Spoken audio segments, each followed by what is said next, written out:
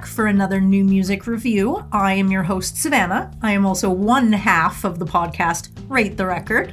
And now before we get into this review, I do want to let you know that Rate the Record is giving away one vinyl album a month, as long as we maintain over 100 subscribers. For the month of March, the album is Bush's 16 Stone. Make sure you're actively subscribed to this channel and head over to ratetherecord.ca to enter and for more details. Without any further ado, let's get into it. So while I was looking for some songs to do for this review, I saw a band name that was strikingly familiar. Now, the band Daath, which I just found out is not Daath. I remember buying an album from them in 2007. It was their 2007 release. I have not heard anything from them in the last 16 years.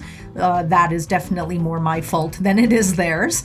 And I'm actually pretty curious to see how different their sound is now compared to what I remember it being then. Well, it turns out that my old lady ears doesn't really listen to Screamo anymore. This song is pretty good, and it is definitely something that I would have listened to in the past. They haven't changed up too much from what I would have assumed they sound like now. They seem less aggressive, and the fact that I can still hear the lyrics, I really appreciate that. Sometimes when it's just screamy, growly nonsense, I'm like, well, what is really the point of having lyrics if I can't even hear any of them? But I can definitely hear the song title in it, so at least if I hear it and think, oh, this just sounds like a myriad of other Screamo songs, at least being able to hear the song title in the song is very helpful. I really like the solo guitar come down in this one.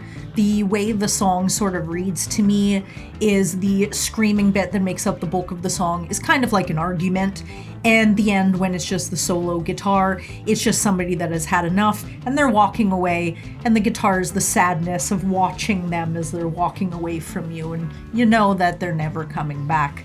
It could be a different story, but that's the one I like to make up in my head. Now, I don't think that I would listen to this again, not for lack of trying. It's just personal preferences. My tastes have changed. I suggest if this is a genre of music that you're into, definitely check them out. Check out their 2007 record, which I actually revisited when I chose this song, and it still holds up. It's just, again, not my taste anymore. It's not going on the playlist, but it is going to have a little asterisk on the side that it is my fault, it's not theirs. And next, we have Character Development by Allison Ponthier. I've never heard her name before, let alone any of her music, but I am super curious and interested to listen to more. When this track started, I was a little hesitant, only because the lyrics sort of struck me as a little juvenile and kind of we walked down the street, then we did this, then we did that, and it painted too vivid of a picture where it didn't really leave too much for interpretation, but very, very soon did I realize that is not the case at all. The more that I listen to the lyrics, the more it kind of feels like a badass song where you're with somebody in a relationship and they're in a bad way, but being with you because you're so supportive that they become a better person and they end up sort of leaving you. And it's very disheartening when that happens because you had to play many roles. Like the song says, I'm not your mother, I'm not this, I'm not that, and you know what, I'm not your character development, to hell with it. And I really like that statement. I don't care if this song was played on a banjo, the message is enough to keep me coming back for more. The song is massively catchy and it has a very good message. I feel it very empowering. I feel nicer having heard it. I really like it. I've already put it on the playlist. And track number 3 is Renee Rapp with Bruises. which is a extra track on the deluxe version of her new album, Everything to Everyone. Now, just like Allison Ponthier, I had never heard of Renee Rapp before, but apparently she is an actress and singer and played Regina George in a Broadway version of Mean Girls. So I mean, you really gotta have the pipes to be in a Broadway show. This song is pretty emotional. It kind of sings of how sensitive she is and how she bruises easily. So anything that comes at her is gonna leave a mark, gonna leave a scar. And personally, I do relate to that idea.